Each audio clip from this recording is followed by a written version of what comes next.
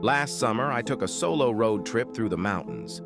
I wanted some time away from everything. Just me, my thoughts, and the open road. I was driving late one night when my car started sputtering and eventually died. I managed to coast to the side of a desolate road, completely cut off from civilization. My phone had no signal, and it was pitch black outside. I remembered passing a small town about 10 miles back, so I decided to walk there and look for help. After what felt like hours of walking, I finally saw a faint glow of lights ahead. As I got closer, I realized it wasn't a town, but a single house. It was an old, run-down farmhouse, but at that point, I didn't care. I just needed a phone. I knocked on the door, and after a moment, a middle-aged woman answered.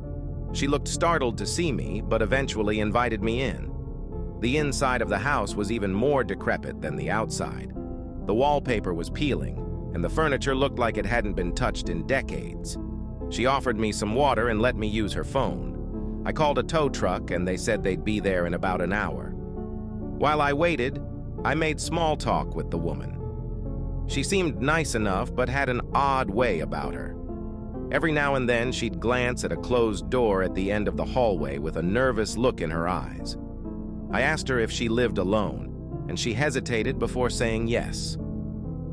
About half an hour later, I heard faint shuffling noises coming from behind that door.